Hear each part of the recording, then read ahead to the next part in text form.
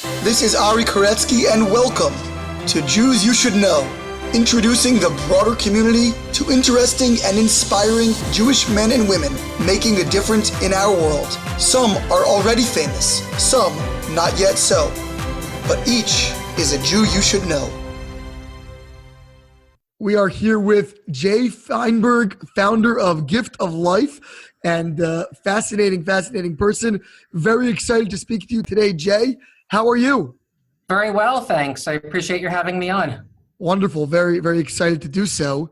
And as we do with all of our guests, would like to just start by getting to know you a little bit, some of the background before, of course, all of the more recent accomplishments that have really catapulted you to fame, so to speak, in the Jewish world.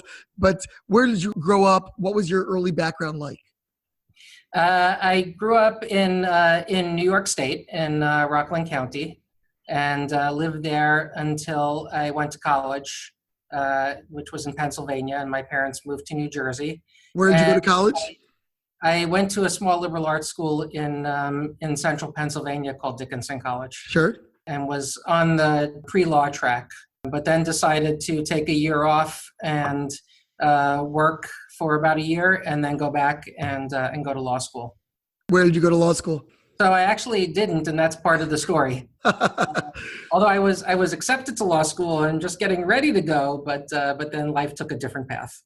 Wow. Now, did you grow up in a very Jewishly connected home? What was kind of your Jewish background?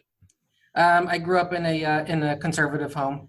And was your family very active, or what was kind of their involvement at that time? They were active in our local synagogue at the Orangetown Jewish Center, which was right near where we lived. Now, which part of Rockland County was this that you grew up in? In Tapan. Okay. So not Muncie, which is like the... Right. Not far from Muncie, but...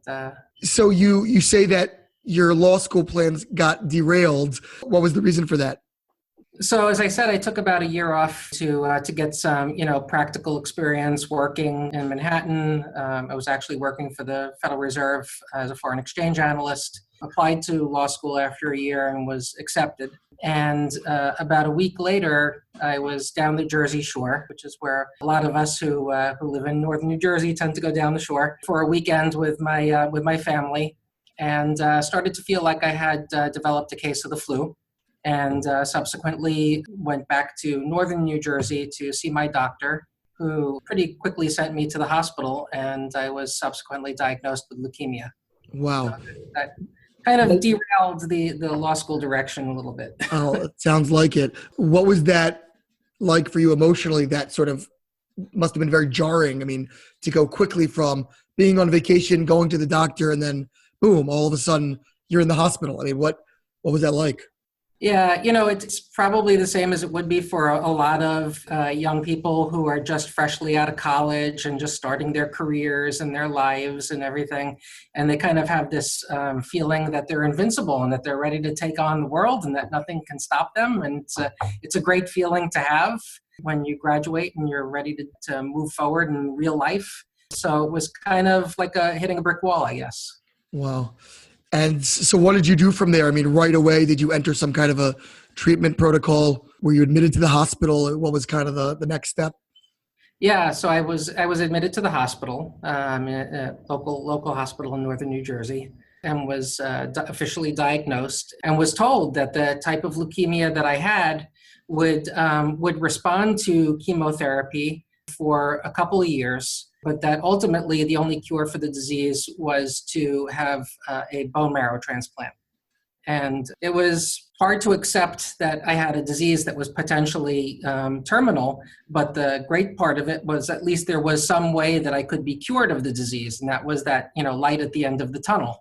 I started on chemotherapy, and the doctor suggested that we test my immediate family to see if I might have a family member who might serve as a potential donor for me for a bone marrow transplant. And we did that.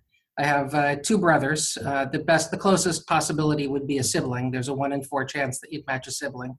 And while they matched each other perfectly, they didn't match me at all. Wow.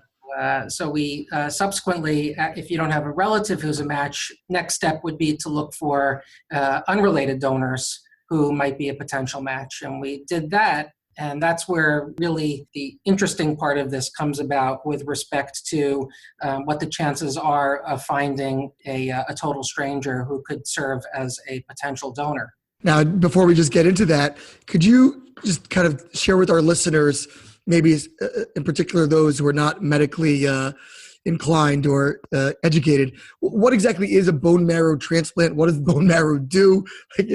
What is it exactly? Yep.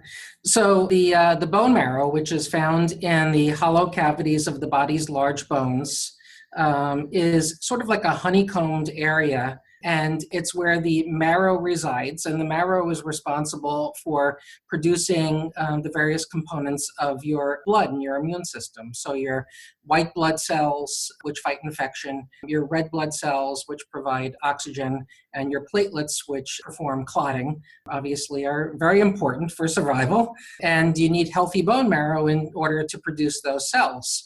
So when something goes wrong with the marrow, when you develop a form of blood cancer, which in my case was a type of leukemia, and there are many different types, treatment is typically chemotherapy. Now, these days, there are some other treatments that are available, but at that time, pretty much just chemotherapy. And unfortunately, while the chemotherapy can induce a remission, many times it doesn't offer a cure. And the cure for a lot of these patients is to replace their diseased bone marrow with healthy bone marrow from another individual, whether that's a member of their family, a related donor, or someone who is a match who's not a relative, who's an unrelated donor. And that's what happens. The patient undergoes what we call conditioning, which involves chemotherapy and some other treatments to destroy their existing cancerous bone marrow, and it's replaced with cells that are donated by a donor. And we'll get into that also, because while we talk about bone marrow transplants, the reality is that it's really not marrow anymore. It's actually the same stem cells that are found in the marrow can be taken from the bloodstream now, which makes it very, very easy for people to do. Right. I was going to ask you, I mean, are we talking about a major operative procedure? Like, what exactly is involved in being a donor, and has it changed? Meaning when it was in your time, so to speak, was it one thing and now it's become something else? Yeah, so, in the early days of bone marrow transplants, it was just as it sounds. It was taking the marrow from the posterior aspect of the pelvic bone, the back of the hip, from the donor in an operating room while the donor is under anesthesia. There's no cutting or stitching, but it involves taking a needle and syringe and withdrawing the marrow until you have enough to be able to transplant the patient. Donors typically go home the same day. They typically feel like they've fallen and bruised their tailbone, like falling on the ice. And they can go back to their normal routine, but it does involve anesthesia, and it is a procedure that's done in an operating room. And that's the way it was done for years until about 15 years ago, when that changed through the ability to take those same blood stem cells that are found in the marrow from your arm, from your blood. And that really revolutionized the way that it was done and made it substantially easier for people to be able to participate as a donor, because they didn't have to go through anesthesia. They didn't have to go into a hospital operating room. They could do it in a blood center, and they could watch a movie or two while they're doing it. Did that, besides making it more comfortable for patients, did that actually expand the pool of prospective donors in terms of maybe there was people that would otherwise have been at risk for a procedure to be under anesthesia or things like that, and now they can actually participate? Yes, it did. Yeah. And the fact is also that overall donors tend to be more comfortable doing the stem cell procedure than the marrow procedure. So more people were willing to participate in that way. And that procedure, for any of the listeners who are familiar, is very much like donating platelets or plasma in a blood center. So what happens is that you sit in a very comfortable reclining chair. A needle is put into one arm. Blood is withdrawn from the arm. It goes through what we call a cell separating machine, which is basically a large centrifuge. It spins the blood very fast. The white blood cells that we're looking for, where the stem cells are found, are separated from the red blood cells and all of the other cells. and they're taken out from the machine, and then the rest of the blood is put back into the other arm. And this is all happening while the donor is relaxing, watching a movie or talking to their family or friends. And it takes a few hours. And when they're done, they go home and they go back to school, they go back to work, they go about their normal routine. So now back to our narrative, our story here. You were undergoing this treatment for chemotherapy and simultaneously searching for a donor, struck out on the sibling front. And then it sounds like you were sort of stuck. I mean, you were looking around. What did you do from there? So first thing we did was go to a very large cancer center in New York, which wasn't far from where we lived, and sat down with a transplant physician who had run a search of the donors that existed in registries around the world. And back at that time, What year are we talking about, by the way? We're talking about 1991. Okay. A long time ago. At that time, this was somewhat new, and there were very, very few registries in the world and very few donors. Looking historically, today there are nearly 30 million people registered as donors in about 40 or 50 different countries. And back then, there were 300,000. So wow. Very, very different numbers. And we went to the hospital, and this is we being my parents, myself, and my two siblings. And we crowded into one of those tiny examining rooms, which we're all familiar with. And the doctor came in, and he said, we did the search, and you already know that you don't have any family members who are a match. We did the search, and we can't find any unrelated donors for you that exist out there. And he said, and quite frankly, looking at your tissue type, I just don't think that you're really ever going to find a match. So my suggestion is go home, prepare your bucket list, do the things that you wanted to do in life while we continue with your chemo and try to keep you comfortable until the disease begins to fall out of remission and accelerate. And, I asked the question, well, why is it that you think that it's so unlikely that I would find a match? And his answer was, and this was shocking at the time, we know the answer to the question now, but what he said was, because you're Jewish.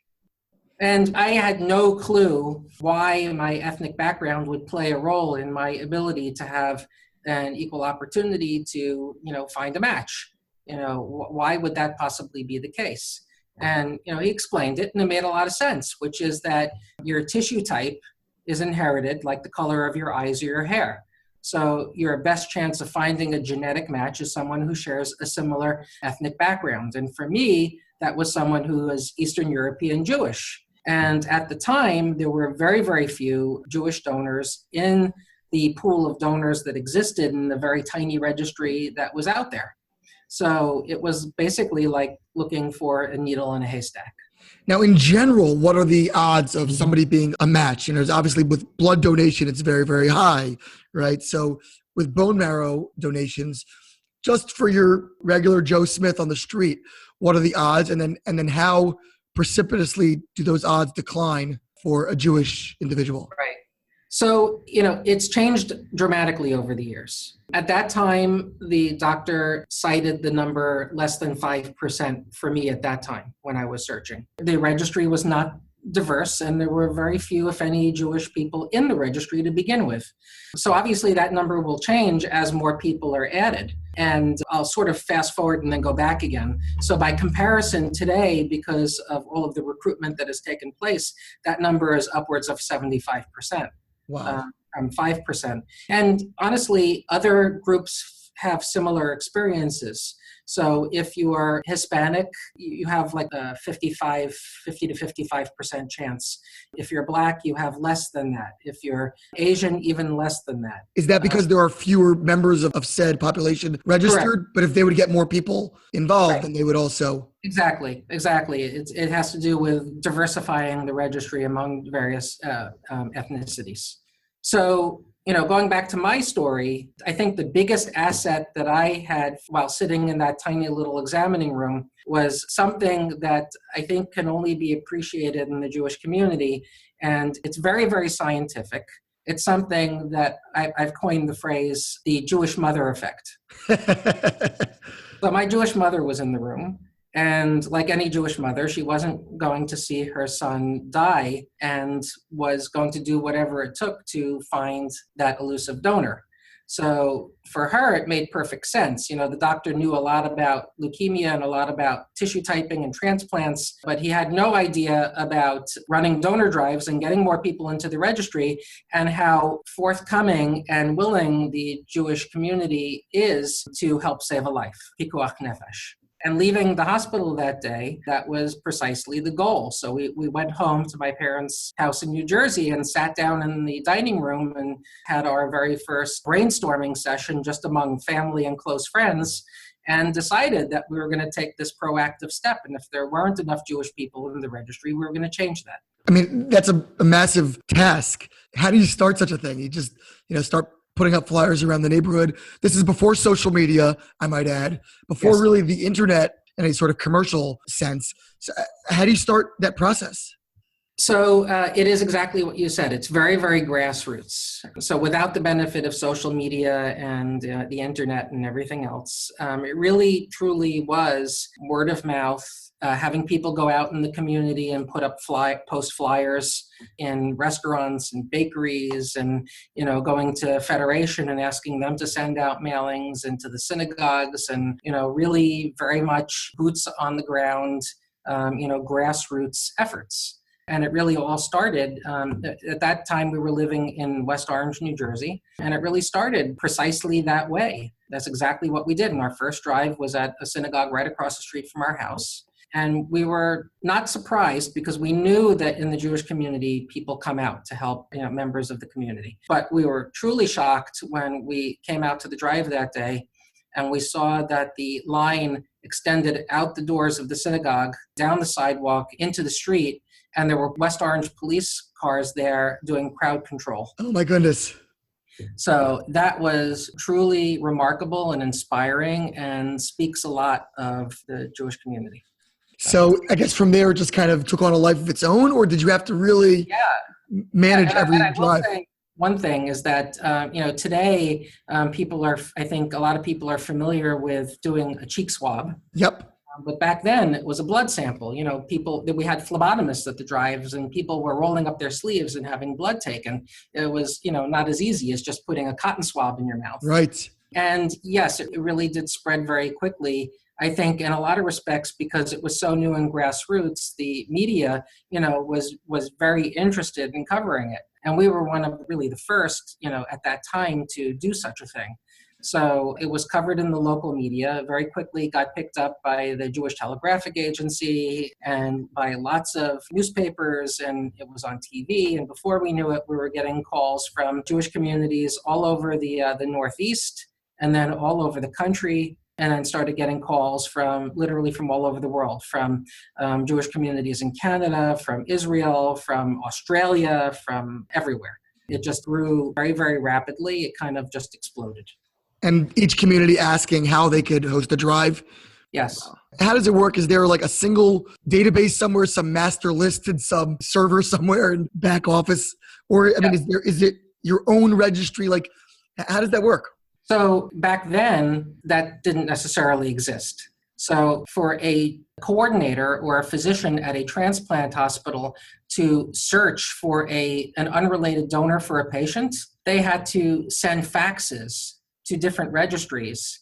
The registries would search internally on their own, just, very, very simplistic local databases, and then fax back the results to the coordinator. And the coordinator would look and see if there were matches, and then fax back to them and say, we're interested in this donor or that donor, and then wait, and then for the fax. And they had to do this for all the registries. Crazy. So that has long since changed. So today, all of the registries in different countries, like Gift of Life, that are out there, all collaborate in one global registry. And that global registry, transplant coordinators have the ability to go online, securely log in with a username and password, run a search for a patient, click submit, and within about 2 seconds, have all of the results from all of the registries all combined, aggregated into one report, and can take action that way.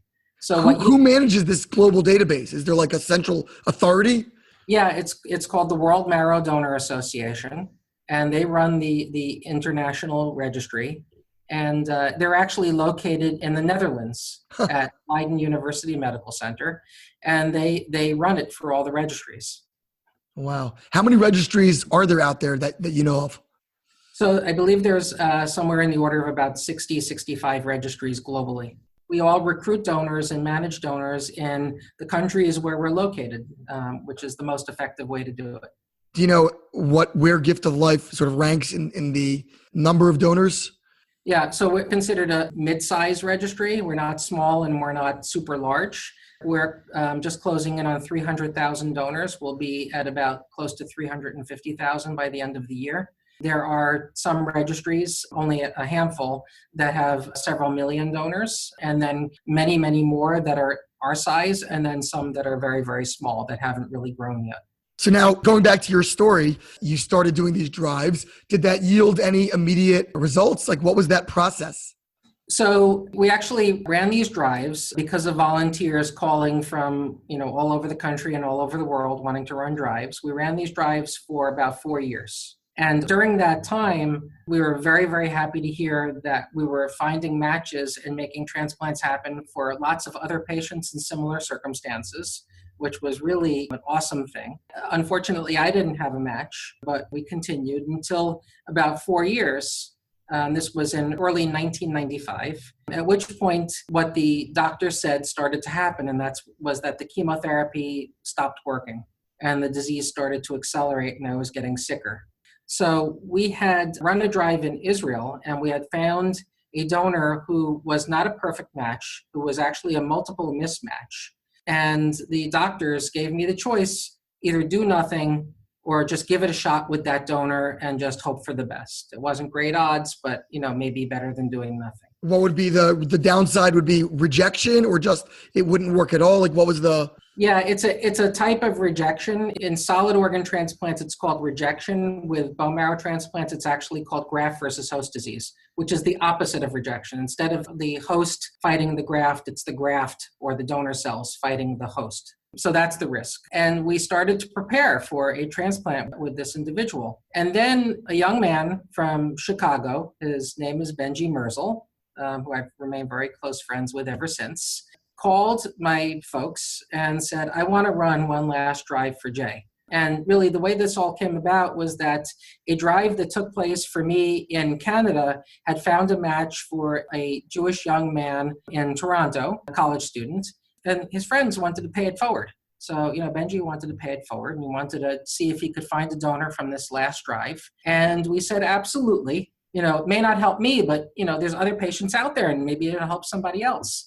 So in the meantime, we started down the track of the donor who was the multiple mismatch, and he went ahead to organize this drive, which was not in Chicago. It was actually in Milwaukee at the Wisconsin Institute of Torah Study, WITS, and started to prepare for that. His mother was a phlebotomist, so she was going to draw the blood, and he was going to bring some friends from the neighborhood in Chicago, and they were going to drive the hour to Milwaukee and run the drive.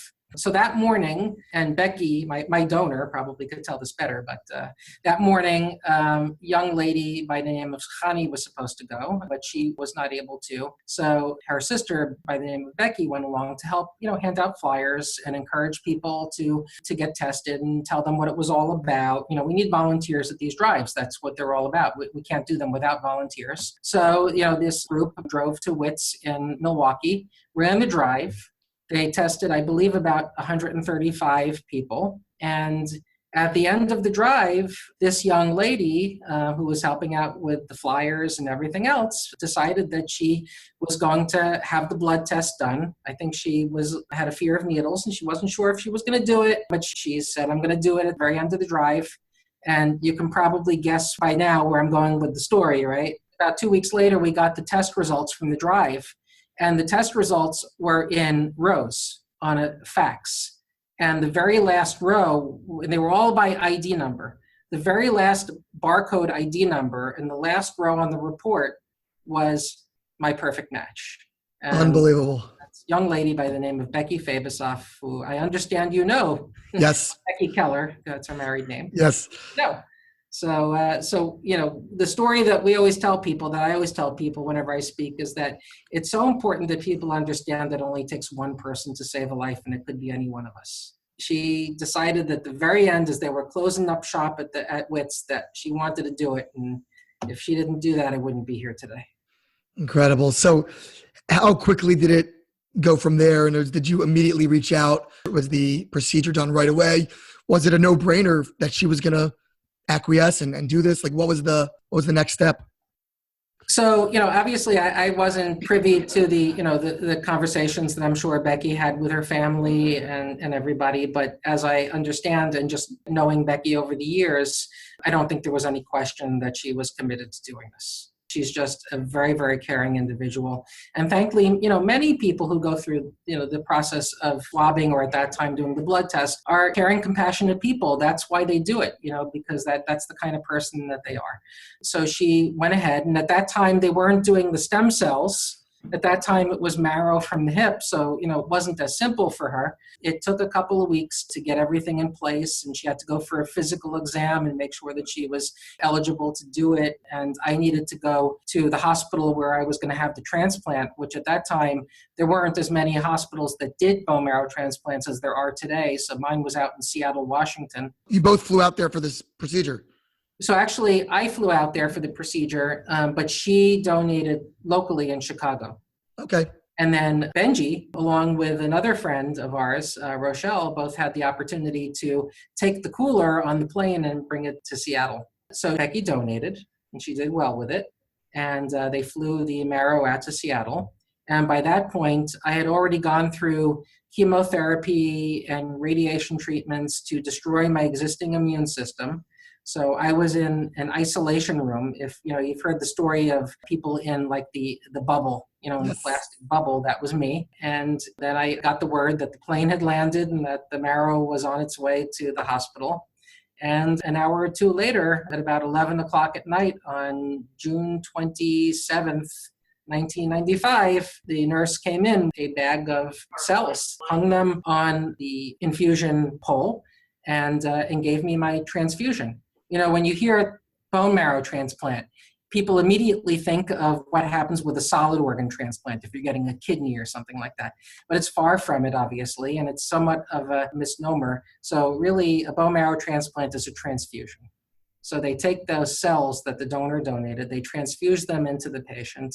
It takes a few hours. They do it very slowly. And when it's over, something miraculous happens. And that's that those cells, and they don't know how it happens, even to this day, but those stem cells from the marrow go into the bloodstream and then migrate to the hollow cavities of the body's large bones, take root, and start to produce healthy cells. It's called engraftment. We don't know how it happens, but it happens. How quickly did you know that this thing had worked, that you were better? I mean, are you considered quote unquote cured like right away? What's that process? So it takes a couple of weeks before the donor's cells engraft and start to produce enough healthy blood cells for you to be considered safe enough to leave the isolation room, that bubble, and then leave the hospital. So that took a few weeks. At which point I stayed in Seattle because I had to go to the hospital every day to be checked and to get transfusions until my bone, Becky's marrow, my new marrow, was able to take root, and really, I was able to ultimately go home a couple months after that, back to New Jersey. And was it smooth sailing from there? Was it just the leukemia was gone?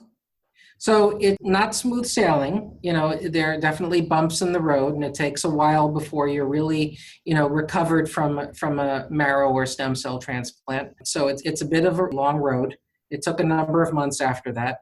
I would say after a year, I was really back to myself and able to go about daily life and feel confident that I wouldn't get an infection or something like that. And what was interesting was that literally after that 1 year of recovery, the phone rang one day at home, and it was the dean of the law school in New Jersey saying, "We've held your seat all these years. Are you coming back now?"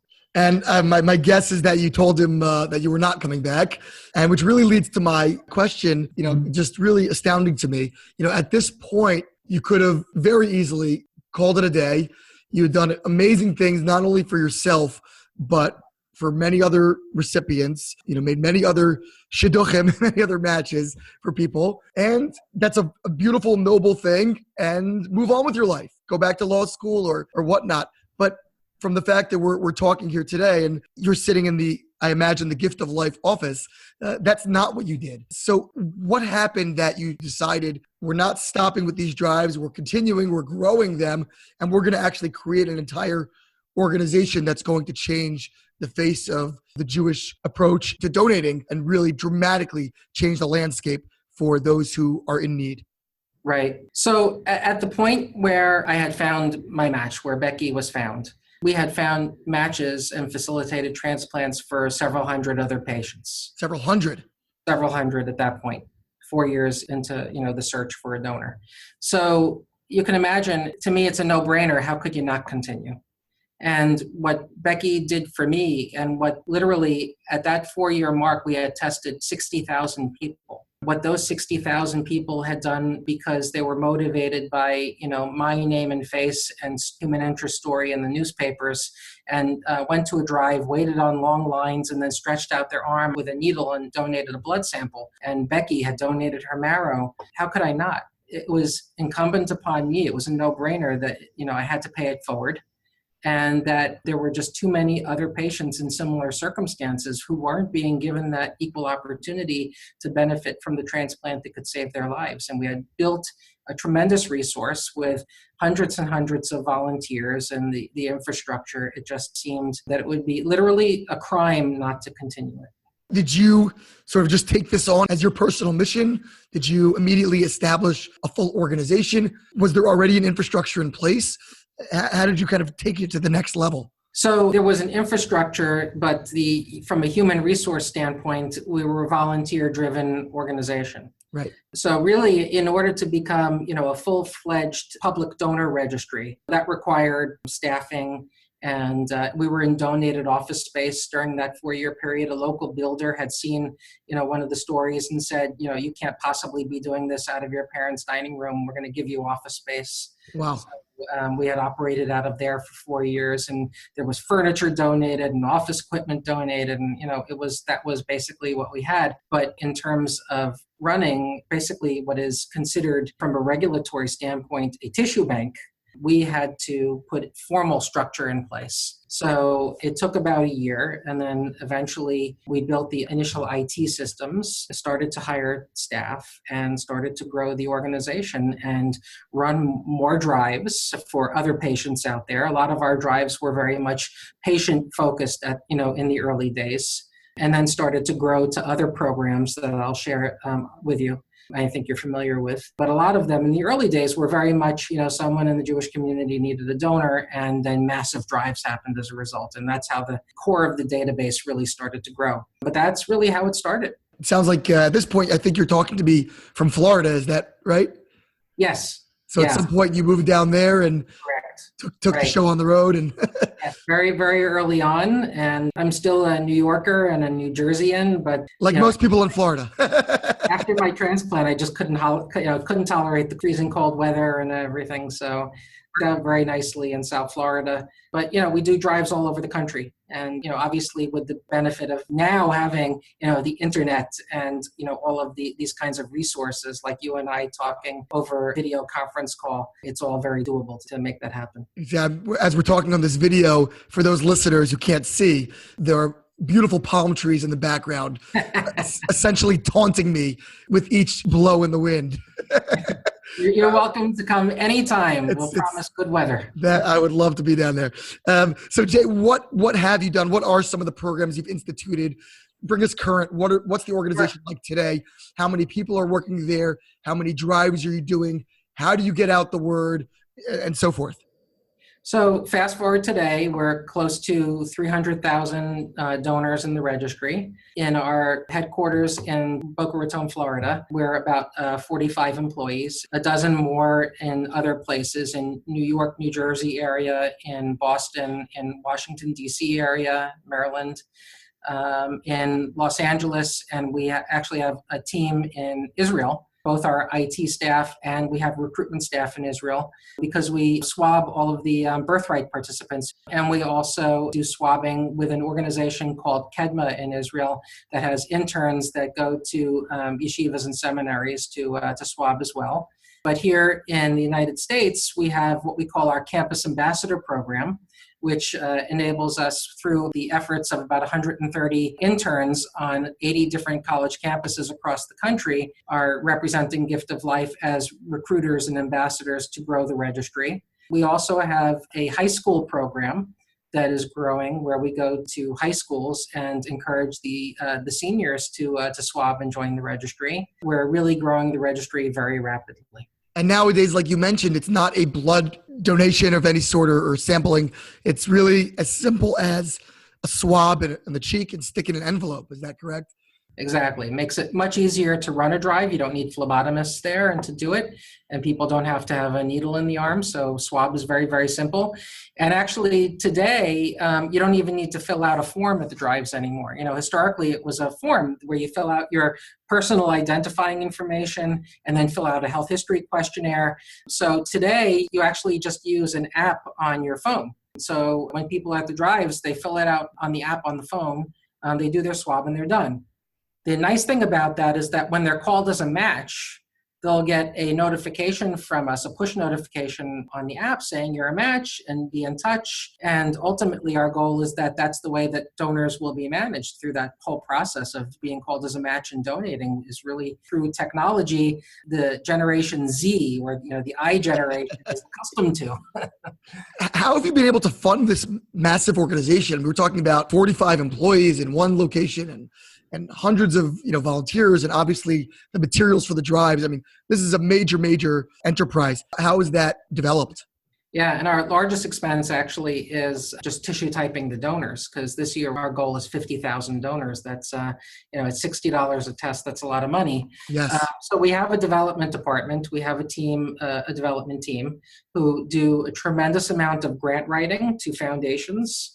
We have events. We have our walk-run 5Ks called our Steps for Life events in several different cities. We have a gala that we've been holding every year for the past 18 years in New York. We now have smaller events also growing in Los Angeles and other cities, and more events in New York, in South Florida, in Boston.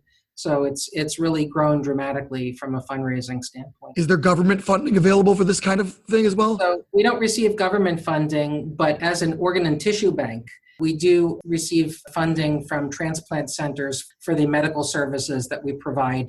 That's from our donor services and transplant activities. And in closing, sort of, what's your personal role currently in this whole operation? Just overseeing all the pieces? Where do you invest your time nowadays? So I'm the CEO, and I spend a lot of my time when I'm not doing speaking engagements and things like that, really just growing the strategic mission and vision of the organization, developing new programs, getting involved actually in new cellular therapies that we're about to become involved in. You might hear a lot about immunotherapy in the news these days. Yes. And there are going to be very, very new and exciting ways where our donors will have an opportunity to help many, many more patients through biotherapies, immunotherapy, and such. And we're very, very excited about that. Well, that really touches on my last question, which is simply what's the next chapter? Where is this whole enterprise going? Is stem cell work involved in this, cloning, all of that, cutting edge technology? Does that all fit in here? And what's really the next frontier for Gift of Life? Yeah, so we're not cloning, and we don't want to scare anybody. Sometimes I joke around and say, well, we're very selective about the people who we clone, but unfortunately, we don't have the technology to clone people. But what's exciting is new ways to be able to help improve outcomes for patients and to be able to make the treatments available to people with many other different conditions besides the blood cancers, various different types of immune disorders and genetic diseases, and even getting involved at some point in the future in regenerative medicine and all kinds of cellular therapies that will require people to donate stem cells to be able to help more people. So it is an evolving field, and we're very excited about it because obviously our goal is to help every patient in need whenever they need that cell therapy, and we're committed to that. Jay, tell us where we can learn more about Gift of Life online. If people want to get involved, want to donate, want to hold a drive, want to participate in a drive, any and all of the above, where can people learn all about that online? Yeah, so our website is giftoflife.org. And people can go on the site to learn more. They can link to other microsites that we have for different initiatives, like our Campus Ambassador program, the Senior Swab program for high schools. So if we have college students who want to get involved, please apply. Applications are rolling. If we have high school students who want to get involved in bringing up Gift of Life to their senior classes, please contact us. We have a team who works on that. Really, any information that they would need is on the site. People can also click on the link on the top of the page to get swabbed, and they can order a kit online, and the kit will be sent to their home. Or they could look for any of the 2,000 drives that we run in communities all over the country every year and go to a local drive. There are many, many different ways that people can get involved. So if they want to be involved in Israel with activities that we're doing there, by all means, we'll connect them with our team in Israel. So any way they can do it through the site. Jay Feinberg, giving the gift of life to thousands of people all over the world. Really an honor to speak with you today. Thank you so much for joining us. Absolutely. Same here. Thank you so much for having me. Just here back in studio, in our conversation with Jay, he mentioned his magnanimous donor, Becky Fabisoff, now Keller. And he also mentioned that she could probably share the story, at least from her perspective, a little bit better than he could. So we decided to reach out to Becky and get her on the program and hear what the experience was like as a donor to Jay and in general, how it's impacted her life, and what it's meant to her. So here we go, Becky Keller. We have on the line Becky Keller, Jay Feinberg's bone marrow donor from back in the mid-90s. How are you, Becky? Doing well, Baruch Hashem. How are you? Thank God. Wonderful. So we've heard from Jay. We've heard much of his story and a great deal about his journey and the organization that he's built and is still building. But as he puts it, my donor could say it better than I can. And it's quite an amazing tale. And I'd love to hear it from your mouth, from your perspective. Tell us the story from beginning to end of your donor journey. Well, it started when I was 16. We got a phone call in the house. It was a neighbor who lived down the block. His name was Benji Merzel. He was calling to speak to my older sister. He wanted her to come volunteer at a drive in Witt. They were running a drive for Jay Feinberg. This was going to be the last drive that they were running for Jay, because really they had found someone that Jay was going to go with. It wasn't the best match, but they had found someone good enough, and they were really going to go with that match. Jay, I think, was pretty much done with drive, but Benji wanted to run this drive. He had gratitude towards Jay because through Jay's drives, one of his very close friends had found a match. So Benji wanted to help Jay. So he was doing this one last drive at Witt with another friend. They called my older sister to volunteer. They needed girl volunteers because it was in a yeshiva, and they wanted, at that time, they were taking blood, and they needed girls. It was going to be in a separate room. My sister agreed, and she also asked me would I like to go, and I agreed to go the next, and it was, kind of an adventure, an exciting thing. We woke up early, we got a ride with Benji's parents to Witt, maybe an hour and a half away. You were living in Chicago at the time. Yeah, I was living in Chicago, and it was an adventure. We were excited to go and volunteer at this drive. And I remember in the car ride, someone said to me, "Are you going to get tested, Becky?" And I said, "No, I'm too young. I can't get tested." I felt like that wasn't even an option. I was off the hook. I didn't really want to get tested because of a needle and blood, and so I didn't really want to get tested, and I thought I was off the hook. I didn't think I had to do it. I was just going to volunteer. When I got there, they placed me in like the welcoming desk. I was with another friend, and we were welcoming people and having them sign papers and fill out forms. And the whole time, there were these videos running behind me, videos of donors and recipients telling their stories. And it was really moving, and it was really powerful. And it got me thinking, wow, this is amazing. And it put a little seed, like, wow, that would be really amazing, But I still thought I was too young. I thought I couldn't do it. So it happened that this girl walked in And we had her sign the papers, and she said, I'm 16. And we said, no, you're too young. You can't get tested. She said, no, I called the registry. They said it was okay. So, okay, we let her go through with it. And in my head, I thought, oh, I guess that means it's okay for me too. So as the time went on, I was considering it, and I was nervous. I was nervous about getting stuck with the needle, but I was also very inspired and moved by the whole experience. So at the very end, I don't know, people kept saying to me, are you going to do it, Becky? You're going to get tested? And finally I said, okay, I'm going to do it. And we called my parents for permission. And I decided to go through it, to do it, to get tested. And it turned out they had finished everything. They had packed up the women's room and they were really done. Like, this was it. I said, okay, I'm going to do it. I got up the guts, and they had me actually do it in the men's room because the women's room had already been packed up. And I was the last person to be tested at that drive. And that drive was the last drive because Jay was going to go with another match already.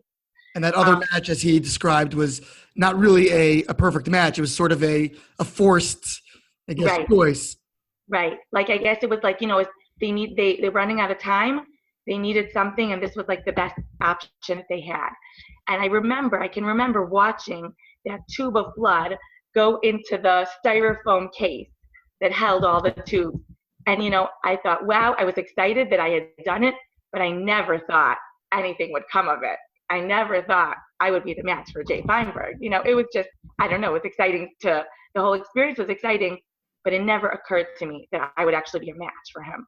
So how long was it? I guess you went back home and went along with your life? I went back home, told my friends the story, an exciting adventure. I volunteered at this drive, went on with my life. I think might have been 2 weeks later that Benji Merzel came and he knocked on the door to my house. He lived down the block from us. And he said, can I talk to you? And I didn't know why he wanted to talk to me. And actually no one was home. And I was, I'm not sure why he'd want to talk to me. And he came in and he said, you are a very close match for Jay Feinberg. And would you be willing to go to do further testing? And I felt like I had won the lottery. Really? I couldn't believe it. I felt so excited. I was, just excited. And I said, of course I'll do it right away. Like, for sure, of course I will. And he said, okay, just slow down. You need to go further testing. We need to take this slowly. And because I was 16, really underage, some more things had to fall into place in order to actually go through with it. And your parents, of course, it sounds like didn't even know when you first found out. Yeah, so I found out before anyone even knew. No one was there. Benji came in and told me, and I can't remember exactly what happened when my parents came home. I don't remember what happened after that exactly, but it was extremely exciting. I really felt like I had won the lottery because 50,000 people had been tested for Jay Feinberg, and it was amazing to be the match. So there was no hesitation, no trepidation? Right away, I felt of course I'll do it. As the time went on and as I went through further testing and it came closer, I was scared. I was nervous and I felt really afraid to do it. But there wasn't a question in my mind. Of course I would do it. Of course I would go through it. I remember feeling I wish someone else could do it for me. I wish my mother could do it for me, But I was the one. I had to do it, And it wasn't a question. Of course I would do it. And it was definitely a little bit scary. But I just knew that, of course, it was an important thing I had to do. What was the actual experience like? From what I understand from Jay, it's changed quite a bit today. It's much simpler. And both the initial testing, the swabbing, has transformed, but also the procedure itself has become a much simpler affair. But back then, 20 plus years ago, it was more intensive, maybe more complicated, maybe riskier. What was the actual experience like? Well, I had to come, early to the hospital. I don't remember exactly, all the pre-op I had to do. It was more serious. It was an overnight stay in the hospital. They had to extract the bone marrow from, I don't even know what the bone is called, but, on my lower back. So I was under anesthesia. I had a kind of funny situation where I had low consistency of bone marrow in my blood. So they needed to take out a lot of blood in order to get enough bone marrow. So they took out 4 pints of blood. And I think people have 5 pints of blood, altogether. Wow. So really they had to take out a lot. I had already previously donated 2 pints before my operation so they can replenish with my own blood. They thought I might need a blood transfusion, and there were friends, of course, willing to donate, but I didn't need one, Baruch Hashem. I was under anesthesia for 3 hours, and I woke up and I felt dizzy, confused, I don't know, but that's kind of my memory of it. Afterwards, it was basically a recovery from the anesthesia. So it took me the anesthesia, being under for so long, takes time to recover. So I felt nauseated a little bit. I felt shivers. My body was shaking. I was on an IV. I remember thinking, like, I'm going through this. Imagine what Jay has to go through, for years and years and years of treatment. And this is like a day or a couple days for me. And it's all for the good. It's all for someone else. And it's not scary. I'm not afraid of for my own life. So I remember thinking like, oh yeah, what he has to go through really gave me empathy towards what he has to go through, or what a person with cancer has to go through. Did you have an immediate interaction with him? First of all, did he know who you were right away? And if not, at what point did he? And when did that connection occur? Well, we met a year later, and we had written letters to each other beforehand. That he did know, he knew who I was because this drive had been private. If it had been done through a registry, he might not have even known my name. But since it had been a private drive, he knew my name. He knew I lived down the block from Benji. He was the one who had received the results. He had gotten it. He saw the results. He was the one who said, this is, a good match for me. So yeah, we wrote letters. We spoke on the phone, and then we met a year later. It was amazing to meet his family, his parents. It was like I had another set of parents. They just immediately loved me, like I was their own daughter. Meeting him was very exciting, and we've just always been connected since then. There's just a very special relationship and a very deep relationship. Wow. So you stayed in touch over the years? Yeah, we stayed in touch. Different times, it was more frequently. When I lived in New York, I was able to see him more often. Now in Silver Spring, I don't see him as often, but we still talk and we're still connected. And I'm so proud of him and just amazed at what he has accomplished, his talents and skills that he has, and how he's used it in order to build this organization. It's really mind-boggling and amazing. I assume, did he come to your wedding? Was there? Oh, of course he came to my wedding. Definitely. And yes, before that we would we would meet in New York. Sometimes we would go out to dinner together. I would go to the dinners. When I was single, living in New York, I would always go to the dinners, and there was always, we kept up. And then after I got married and, got busy and moved away, I haven't seen him as often, but still, it's a very, very special relationship. Have you followed along? It sounds like you have followed along the progress of the organization's growth.